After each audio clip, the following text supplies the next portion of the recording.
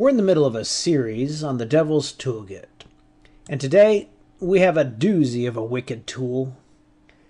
What if you could make Christians stop caring about the things Jesus and Father care about? I wonder, wouldn't that be a powerful tool if you could just make Christians stop caring? If I make it to church late this week, no big deal. In fact, it's no big deal if I make it at all. Bible study? I don't know. There's a pretty good lineup on TV this evening. I think I'll just skip it. The church is raising funds for a mission trip, for a new church building. Who cares about all that stuff? I got my own bills to pay. Have you ever heard people say things like that? We live in a nation consumed by apathy. Ambivalence. Apathy is defined as a lack of interest or concern. You know, Satan doesn't care if Christians have a form of godliness, because that just keeps them asleep and deceived as to their true condition. Satan loves an apathetic, ambivalent Christian because that kind of Christian is absolutely no threat to his kingdom. You know, a Time CBS News poll showed 55% of respondents, age 18 to 29, said most people had become so used to seeing the homeless that they were no longer even upset by the sight. You know, one definition of apathy is a lack of feeling or emotion. I wonder if we're losing our ability to feel empathy for the poor. Perhaps we should call ourselves the United States of apathy. But let's bring it in closer to home. What about those of us right here in the church? Do we really have a passion for the poor, the lost? Or is it a fake, a charade, a game we play? In Matthew 15:8, Jesus said of the Jews, "These people draw near to me with their mouth and honor me with their lips, but their heart is far from me." You see, there were two types of Jews. There were the ones that gave lip service. Oh, they said all the right things. They knew the right talk. They could say a beautiful prayer in public. They could debate the law and split hairs over the meaning of verses. They could shout hallelujah and praise the Lord. They could sing the hymns with fervor. They honored Father with their lips, but their heart was far from him. You know, I wonder if just as there were two types of Jews, I wonder if there are also two types of Christians. Those who sound good and those who are good. You see, I wonder if we're not so different than the Jews.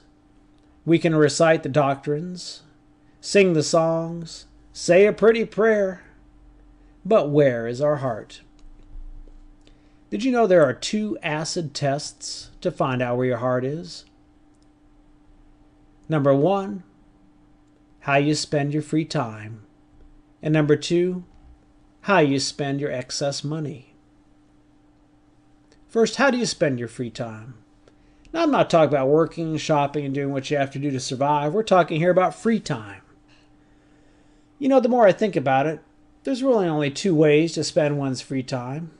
One's to spend it in self-centered pursuits or selfish pleasures, and the other is to spend time in pursuit of God, spreading the gospel, or helping others. How do you spend your free time? How do you spend your evenings, your weekends? The second is, how do you spend your excess money? Do you spend it on yourself? Or do you spend it on others, on the church? Those are the acid tests that demonstrate where your heart is. It differentiates those who give lip service from those who give heart service. Now let me stop and tell you where this church is going. And you can decide if you want to stay or get off now. Because no one's going to be on the sideline in this church. This church in Jacksonville, Florida, is destined to make an impact in this world. And there's no room for apathy here. Now, I can't promise you're going to hear the most eloquent sermon every time, or you're going to get the best entertainment. I can't promise you're going to get wealthy if you sow a seed in this ministry, but I do promise you two things. We will preach the Bible, the whole Bible, and nothing but the whole Bible. And number two, this church will reach the nations. You see, I believe that we're living in the last minutes of Earth's history, and that the return of Christ is imminent. I believe we're in the last desperate struggle for the heart and soul of this planet. You see, I believe that this church has a part to play in the last desperate struggle. How many of you know that Jesus told a parable in Luke 14 that I call the supper time call? Let's start in verse 16 of Luke 14. He said, Then he said unto them, A certain man made a great supper, and bade many, and sent his servant at supper time to say to them that were bidden, Come, for all things are now ready. Notice carefully, the call went out at supper time. How many of you know that supper is served at the end of the day? This isn't the early morning gospel call at the beginning of the gospel age. This parable represents the last call of the gospel, the supper time call. At the end of the day, the work is done, and the only thing left is the supper of the Lamb. This is the message that shakes the earth in the final hour. There are three specific moves of this message. The first call goes to believers. Notice how they respond, starting in verse 18. And they all with one consent began to make excuses. The first said unto him, I have bought a piece of ground, I must needs go and see it. I pray thee have me excused. And another said, I have bought 5 yoke of oxen, and I go to prove them. I pray thee have me excused. And another said, I have married a wife, and therefore I cannot come. Excuses, excuses, excuses. The elect, the so-called believers, failed to respond to the first call, and they were left to their own desires. I believe this group represents the spiritual wealthy of the last days. Next, the supper time call goes to another group. Look in verse 21. It says, So that servant came and showed his lord these things. Then the master of the house, being angry, said to his servant, Go out quickly into the streets and lanes of the city, and bring in hither the poor, and the maimed, and the halt, and the blind. And the servant said, Lord, it is done as thou hast commanded, and yet there is room. And so the second call goes out to the non-elect, living in the same proximity as the elect. That call finished, and there is one more call. Verse 23. And the Lord said unto his servant, Go out into the highways and hedges, and compel them to come in, that my house may be filled. Everything I'm hearing and seeing today leads me to believe we're living in the third wave. The gospel has gone away from the elect, is now into the highways and the hedges. It's their time. And it's important for us to understand the stage of history we're living in, so that we can align our activity with God's purposes. 2 weeks ago on Sabbath, we went to a church in Managua, Nicaragua. And I was impressed by the passion of these people. They arrived at church before 9 a.m., and I'm pretty sure they didn't get home until after 10 p.m. Saturday night. They paid attention to the sermon. I didn't see anyone sleeping or texting. They were involved. During one break of the day, I had a chance to talk with a young man who knew a bit of English. He told me not only do they have church all day on Sabbath, they also meet on Sunday evening, and on Monday evening, and on Tuesday evening, and on Wednesday evening, and on Friday evening as well. You say, what about Thursday evening? Is that the evening they watch TV? No, that's the evening they go door to door spreading the gospel. Tell me how you spend your free time, and I'll tell you where your heart is. Tell me what you spend your excess money on, and I'll tell you where your heart is. 2 weeks ago on Sabbath, we went to church in Managua, Nicaragua, and I was impressed by the passion. This is what Yahweh of Heaven's army says. The people are saying the time has not yet come to rebuild the house of Yahweh.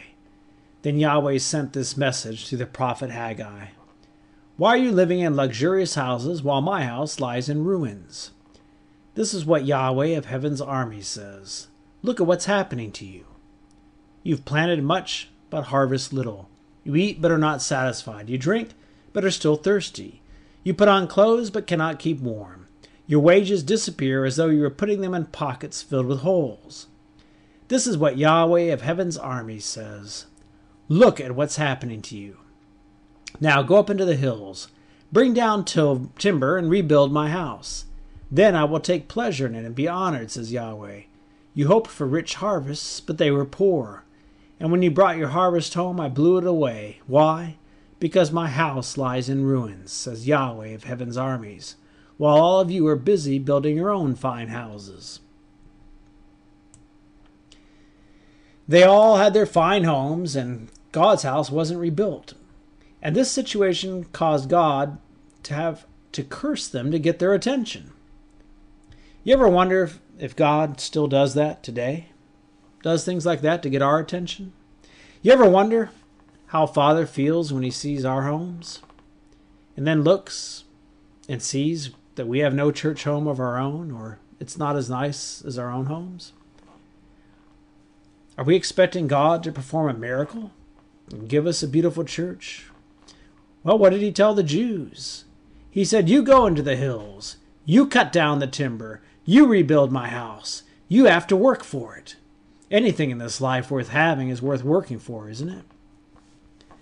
We need to sacrifice and just do it. It's our church. We can't depend on other people to give us money for our church.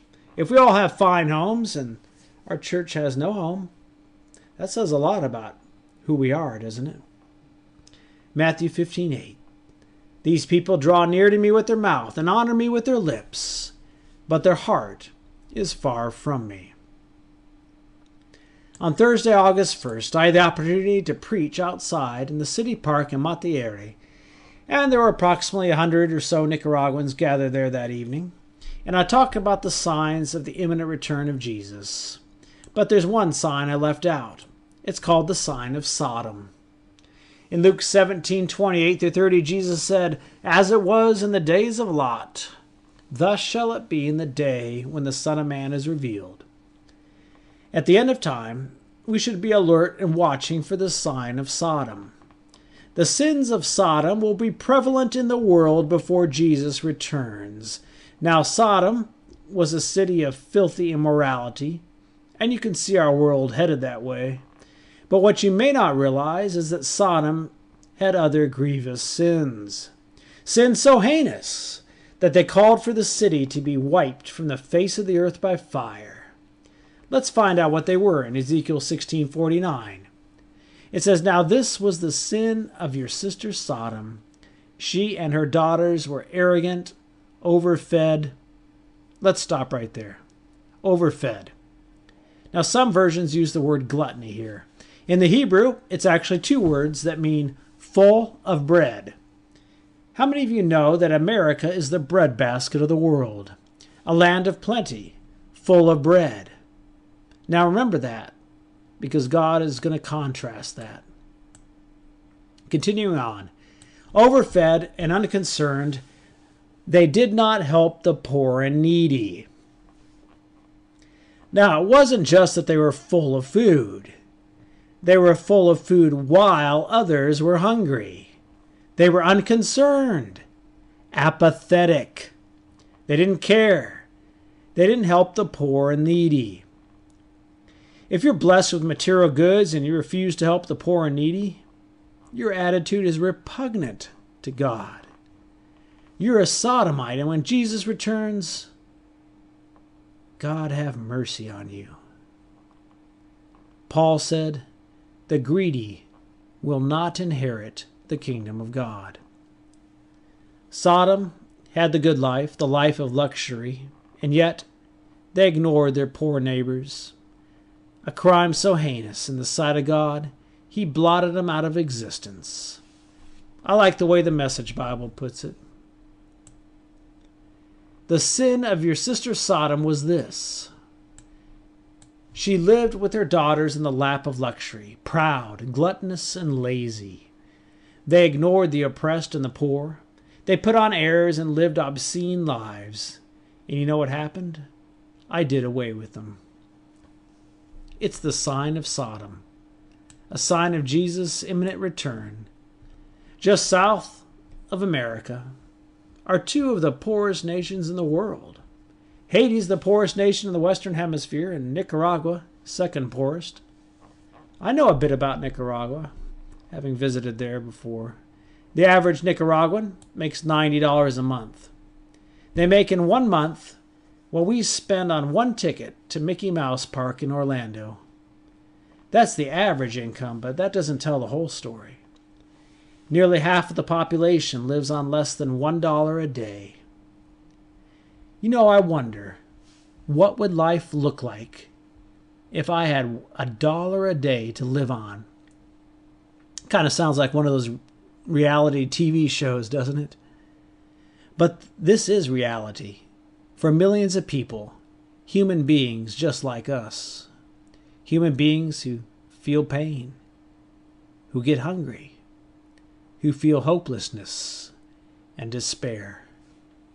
I wonder what life would look like if you had $1 a day to live on. Well, first of all, you wake up in the morning hungry because you didn't get enough to eat yesterday. Most or all of your $1 today will go to feed you and your family. You don't rent a video at Redbox because if you did, you wouldn't have anything to eat that day. You know, life is pretty simple on $1 a day. You don't have cable TV or Dish Network. In fact, you probably don't even have electricity because you can't afford it. You don't have to worry about buying things like toothpaste or makeup. You know, life is pretty simple on $1 a day. You'll never have to worry about standing in line at Starbucks to buy a $5 coffee. You'll never wash your hair with shampoo or conditioner unless someone gives you a bottle. You'll save a few pennies every day for months so that you can buy your own church hymnal. Buying one school uniform, skirt, blouse, shoes may require a month's wages.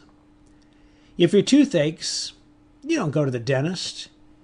You borrow a pair of pliers and just take care of it. Yes, life is simple on $1 a day. You don't have to worry about which restaurant to eat at.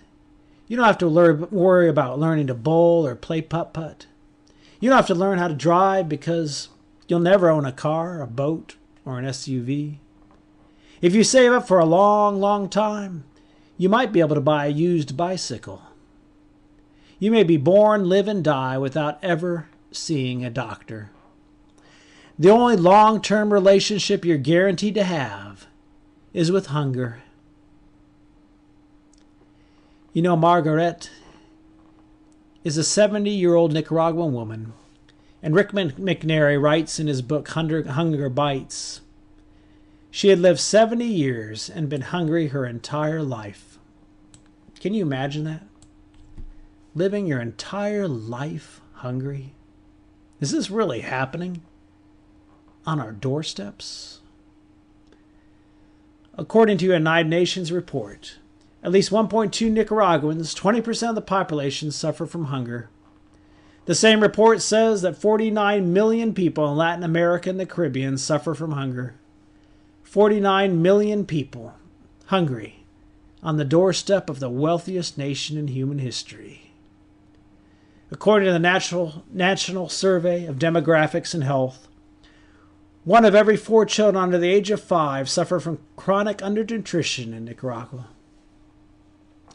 You know, as I watch the skinny children walking up and down the streets, peddling food or crafts, I wonder, am I apathetic? Am I ambivalent? I wonder, when we talk about hungry people, do we really care? Or is it just lip service. Hunger isn't new. It's been around for a millennia or more.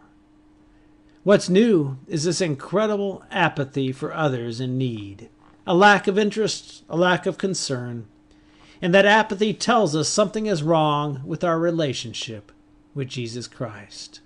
Because if we're apathetic to the hungry, our heart is far from Jesus.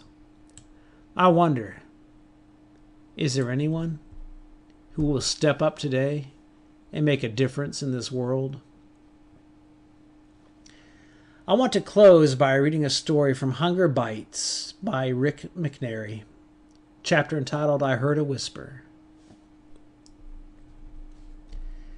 The early morning Nicaraguan sun streaked through the cracks of the rough sawn wood nailed to the spindly poles. Broken shards of light littered abstract shapes over the hard-pan dirt floor of the tumble-down shack. Maria's 5-year-old feet shuffled across the floor as she wiped sleep from her eyes. She found her little dress in the corner, rumpled and filthy, and put it on backwards. Her tousled dark brown hair, turning more auburn each day, crumpled on her shoulders. She gently rubbed her tummy. Maria's hunger felt like a big animal with lots of teeth. Had her tummy in its mouth, and it was slowly biting. It hurt. Papa was sitting in the doorway, a sad look on his face as he gazed outside. Maria stumbled over his folded legs as she scrambled to look for Mama. She hoped Mama was by the side of the house where the big metal pot perched on mud-baked bricks. She rounded the corner, hoping to see Mama poking at a fire under the pot. Fire meant food. Food meant the big animal would quit biting her tummy. But there was no fire. The big animal would bite her again, just like yesterday and the day before. She spied Mama through the thorny hedge coming down the path with the big bucket of water perched on her head. Mama's legs looked like skinny trees sticking out below her tattered dress. Maria had learned not to ask if there was any food. No fire meant no food. Last night, Maria heard the rumble of a vehicle bouncing down the treacherous road behind them. Then the mournful groan of the metal gate opening and closing inside the big compound. The big compound was severely out of place in their neighborhood. Their houses were crudely built shelters, vulnerable to the elements. Her friend Carla lived in a house made of black plastic left over from the last hurricane. Another friend, Socorro, lived in a shack made of rusty tin. The Americanos had built the big compound after the hurricane. The front part was a place to see the doctor on Tuesdays. Sometimes there was medicine and sometimes there wasn't. It cost 2 Cordobas, 25 cents, to see the doctor, so Mama only went if a child was dying. Sometimes when the Americanos came, the big animal would go away for a while. Papa taught her to be nice to the Americanos, because they liked little children and would sometimes give them money or toys. They gave clothes sometimes too, but often the clothes were old and worn out and useless. He didn't like the Americanos much. Maria heard the creak of the metal gate at the big compound, then children starting to laugh and holler. Maria dashed around the corner of the house to see several young Americanos walking down the middle of the dirt road. Soon the Americanos and her friends were playing a game of baseball with an old tennis ball and a stick. Not sharing a language made the game more fun. Maria spotted an older Americano walking down the street. He was walking with Jimmy, a person who understood the Americano language, but also understood hers. Each time Jimmy smiled, Maria could tell he had a very kind heart. He liked to bring the Americanos down her street to visit because he knew they would usually help them get food. She knew what to do next. Papa taught her the Americanos expected little children to beg them for things. She ran out into the street and smiled at the big man. He was bigger than her papa. Most Americanos were. He smiled back and said, "Hola." She giggled. He sounded funny when he said that word. Americanos said that word a lot. Maria ran to him and started to pat his front pocket. That's where the men usually kept money that jingled, but there were no jingles in his pocket. That was unusual. Maria pointed at his shoes and asked with her eyes if she could have them. They were new and could make the big animal leave her tummy for 2 weeks. Her papa could take them to the market and trade them for rice and beans. But the big man shook his head no. Jimmy said, "No, necesito." Maria pointed at his watch. She giggled and heard Papa laughing in the background as the big man took off his watch and gave it to her. That would make the big animal leave their house for at least a couple of days. Maria pointed at the big hat the man was wearing. She giggled when he smiled and took off the hat and showed he didn't have very much hair. "No, necesito." Papa had lots of dark black hair. She wanted hair like his, but hers was turning red. She didn't like that. Red hair meant you were poorer than everyone else. Maria held out her arms to be picked up. The big man looked like a grandpa, and she had learned that grandpa-like men were more generous. The big man had a mustache, and his face was sweaty with the humidity and the heat. She liked his mustache and wanted to play with it. The big man put his lips together tightly when she did that. She rubbed his face with her hands. Only Americans sweat this early in the morning. The big man said something to Jimmy. Jimmy asked Maria how old she was. 5. "What's her name?" Jimmy knew her name, but asked just the same. Maria asked for the big man's name. It was Rick, but she couldn't say that, so she called him Ricardo. Maria liked this big man. She asked Jimmy if the big man had any kids. Yes, they're playing down the street with the other children. Maria felt the big animal bite her tummy again. She threw her arms around the big man's neck and hugged him real tight. She whispered in his ear, "Feed me. I'm starving." The big man started to cry. Maria was afraid. Had she made him angry? But the big man held her tighter. Then he sat down in the street and held her on his lap. The big tears running down his dusty cheeks confused her. Maria had never seen a man cry before. Maria was uncomfortable. She thought she had done something wrong, so she ran inside where Mama was settled in the shadows. The big man got up. He was mumbling to himself. He reached to his back pocket, turned to Jimmy and asked him a question. Jimmy shook his head no. The big man left with Jimmy. She giggled when he waved and said adios. They went back to the compound. She was happy with the watch. Jimmy came back later and asked for Mama. Papa had gone to the market to trade the watch. Jimmy looked around to make sure no one was watching and then handed Mama an envelope. Mama opened it and started to cry. She said "Gloria a Dios" several times and kept crying. Maria knew by the look on Mama's face that the big animal was not going to be around for a long time. She might never know what he mumbled to himself that day on the street as he wept. He was making a promise to himself and to God that he would dedicate the rest of his life to feeding hungry people. That one whisper was the defining moment of Rick McNary's life. It was the moment when apathy died and mercy and love for the least of these was born. He went on to found an organization that packaged 20 million meals for hungry people after the horrible earthquake in Haiti. I wonder how much good one person can accomplish when they stop giving lip service and start giving heart service.